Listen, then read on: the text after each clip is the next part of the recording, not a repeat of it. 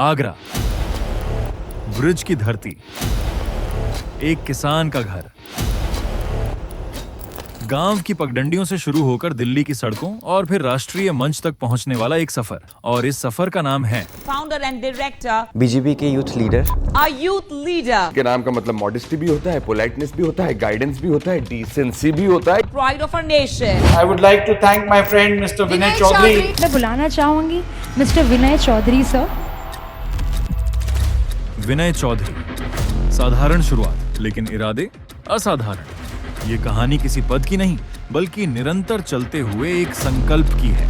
किसान परिवार में जन्मे विनय चौधरी ने परिस्थितियों से बड़े सपने देखे। छात्र जीवन से ही नेतृत्व उनकी पहचान बन गया। अखिल भारतीय विद्यार्थी परिषद से जुड़कर संगठनात्मक संघर्ष सीखा और सेंट जॉन कॉलेज आगरा के अध्यक्ष चुने गए। यहीं से उन्हें पहला सार्वजनिक विश्वास मिला। दिल्ली में MBA ने उनकी सोच को बदला नहीं बल्कि उसका दायरा बढ़ाया। वर्ष 2014 में भारतीय जनता पार्टी से जुड़कर मंडल स्तर से राजनीतिक यात्रा शुरू की और निरंतर आगे बढ़ते हुए आज भाजपा OBC मोर्चा के राष्ट्रीय पदाधिकारी के रूप में सक्रिय हैं। लेकिन उनकी पहचान केवल पद से नहीं बनती।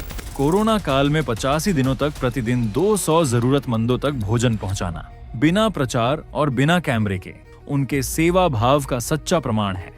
मेरा सिर्फ और सिर्फ एक विचार है और एक जिम्मेदारी है जो मैं हमेशा चाहता हूं कि मेरे से हो। मेरी कोशिश है कि मैं बेहतर से बेहतर तरीके से समाज सेवा अपने लोगों की कर सकूं। राजनीति के साथ साथ उन्होंने व्यापार जगत में भी अपनी मजबूत पहचान बनाई। टॉरस ग्रुप के फाउंडर एंड डायरेक्टर के रूप में वे रोजगार सृजन का संकल्प लेकर आगे बढ़ रहे हैं। खेलों के क्षेत्र में kick boxing federation of India के वाइस प्रेसिडेंट और रियल कबड्डी लीग के को फाउंडर के रूप में वे युवाओं को मंच दे रहे हैं। राष्ट्रीय पहचान ने उन्हें वैश्विक मंच तक पहुंचाया।